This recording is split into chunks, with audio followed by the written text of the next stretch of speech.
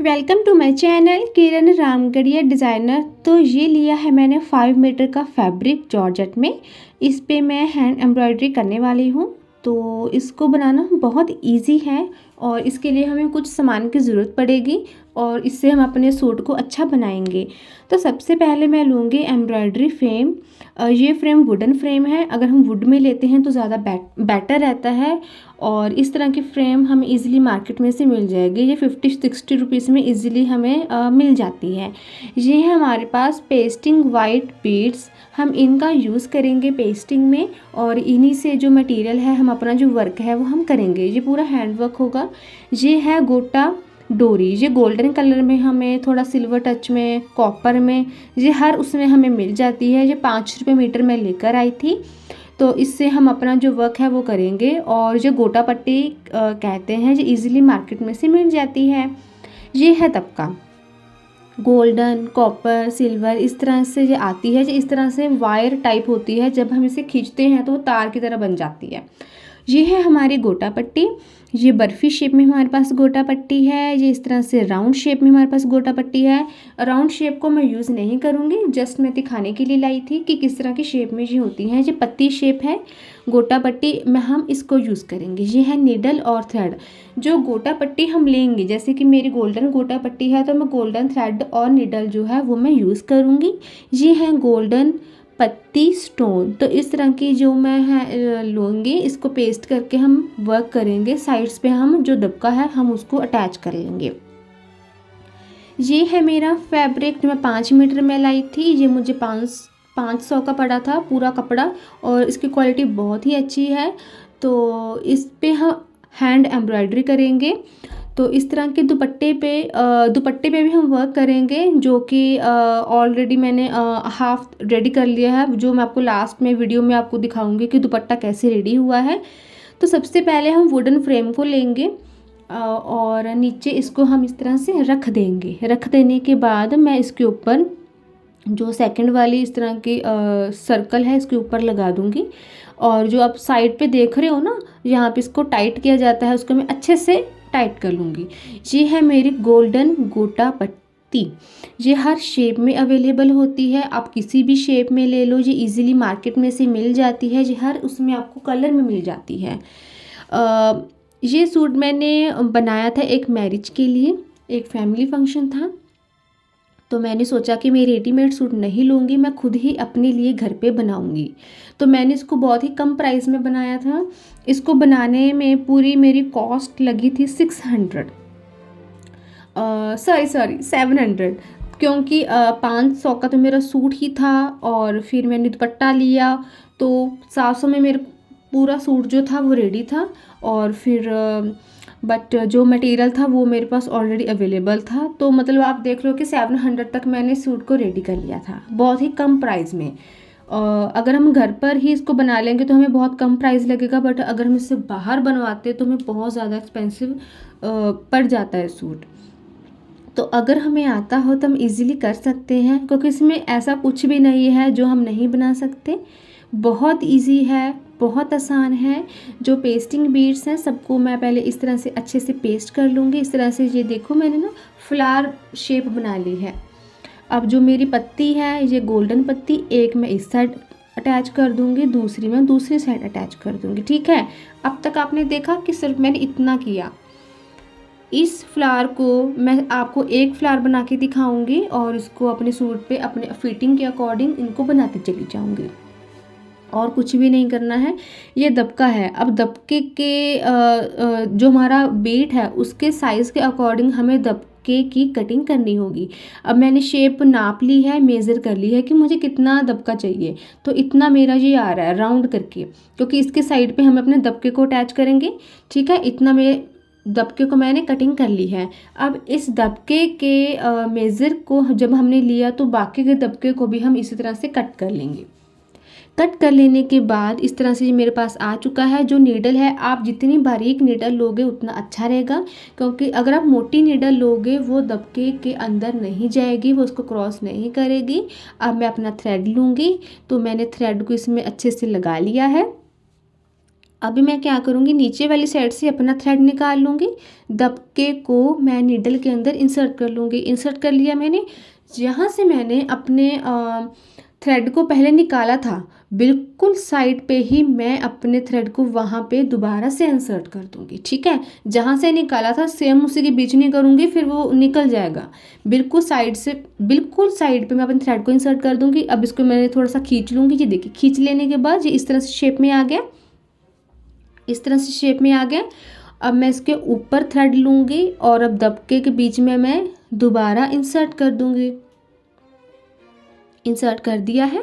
Insert करने के बाद मैं इसके लेफ़्ट साइड पे, राइट साइड पे, चारों ओर में अच्छे से थ्रेड के साथ मैं इसको कवर कर दूँगी, ताकि मेरा दबका ना निकले, मेरा वर्क परमानेंट रहे और ये वर्क मतलब कि वो लगे कि हाँ फिनिशिंग के साथ हुआ है। तो बस यही चीज़ मैं सारी साइड्स पे ऐसे ही करूँगी, सभी साइड्स पे मैं इसी तरह से करती जाऊँगी। एक मेरी हो गई है बीट। अब मैं बाकी की बीट्स को इसी तरह से कंटिन्यूअसली करूँगी। इस वर्क को करना बहुत आसान है, बहुत इजी है। अगर आप पूरे मटेरियल की बात करें तो मेरे 100 भी पूरे नहीं लगे होंगे, क्योंकि जो गोटा पत्ती है ये काफ़ी अच्छी क्वांटिटी में हमें 10-15 रुपये में मिल जाती है। ग्लू आपको पता ही है कि अगर आप छोटी लोगे तो आपको 25 रुपये में मिलेगी, अगर आप बड़ी ग्लू की बॉटल लोगे तो आपको बड़ी मिलेगी। तो बस उतना ही है कि कम इन्वेस्टमेंट में मैंने घर पर ही इसको ईज़िली बनाया था और ये सूट बनने के बाद बहुत प्यारा लग रहा था, बहुत ही प्रिटी लग रहा था।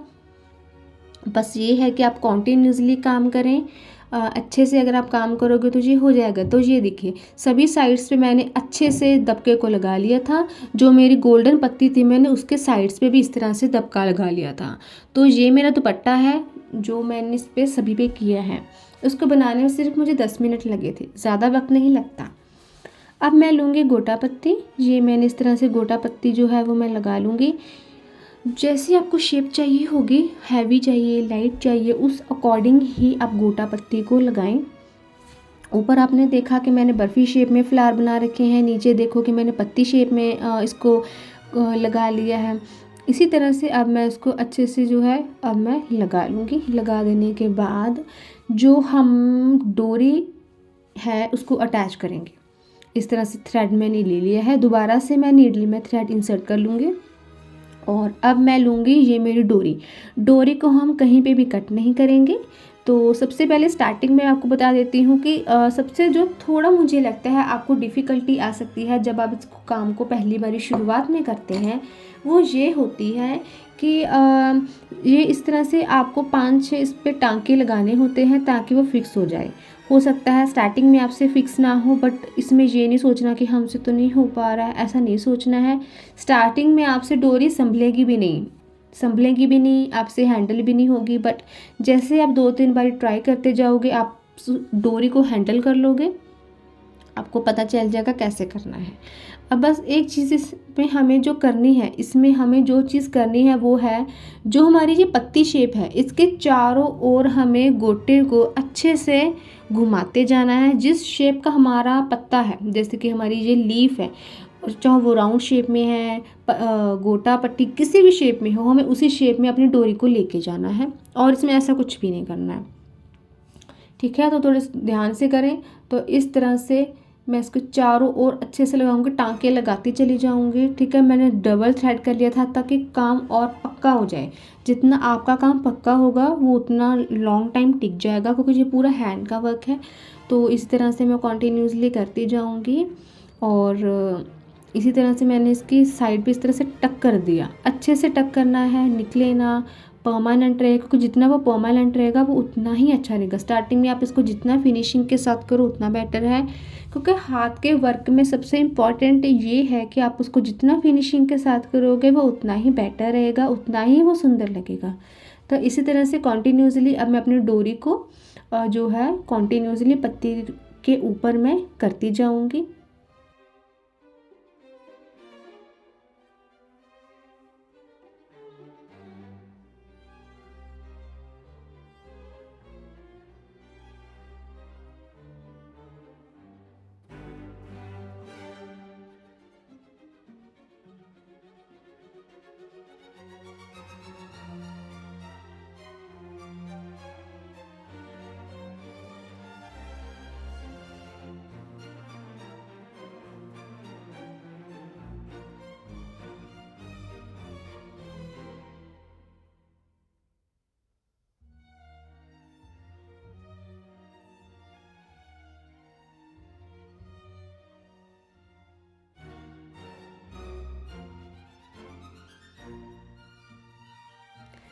गोटे को मैंने इस तरह से इसके ऊपर लगा दिया है और अब मैं कंटिन्यूसली इसको करूँगी।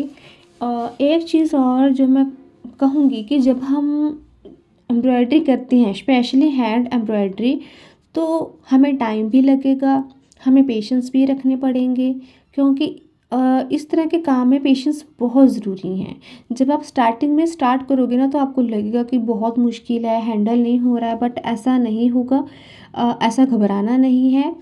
बहुत मुश्किल आती है इसको करने में, बट डोंट वरी, आप इसको जितना अच्छे से कॉन्टीन्यूसली करेंगे आप उतना ही बेटर करेंगे। जब मैं कॉलेज में फ़ैशन डिज़ाइनिंग कर रही थी तब मुझे इसको काम में थोड़ी बहुत दिक्कत आती थी। कभी क्या होता था कि थ्रेड मेरे से हैंडल नहीं होता था, कभी डोरी हैंडल नहीं होती थी, बट जैसे जैसे मैंने काम शुरू किया मेरे हाथ में सफाई आती गई और जब मैं दूसरों को दिखाती थी तो उनको भी देखने में सुंदर लगता था। जब हम काम को कॉन्टिन्यूसली करते हैं हम तभी सक्सेसफुल होते हैं। काम को एक बारी करके हम कभी भी सक्सेसफुल नहीं हो सकते। हमें टाइम लगता है, हमें पेशेंस लगते हैं। चाहे हम कभी भी कोई भी काम करें, पेशेंस ज़रूरी है, क्योंकि जब आप पेशेंस रख के काम करते हो तो वो चीज़ लॉन्ग टाइम चलती है। और अगर आप चाहो कि आपकी चीज़ वो लॉन्ग टाइम चले तो पेशेंस बहुत ज़रूरी है। आपने ट्राई किया, नहीं हुआ, दोबारा ट्राई किया, थोड़ा समझ आएगा, तीसरी बार ट्राई करोगे आपको पता है कि हाँ अब मुझे कैसे करना है।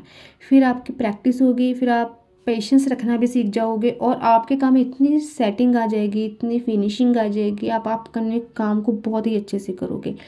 अब जब मैं काम करती हूँ अपने कस्टमर्स के लिए, जो मैं खुद के लिए भी, तो मुझे बहुत सेटिस्फेक्शन होती है कि हाँ मैंने ये काम खुद किया है। और अगर मैं किसी को बना के देती हूँ, उनको मेरा काम अच्छा लगता है, तो वो बहुत ही ज़्यादा खुशी की बात होती है मेरे लिए।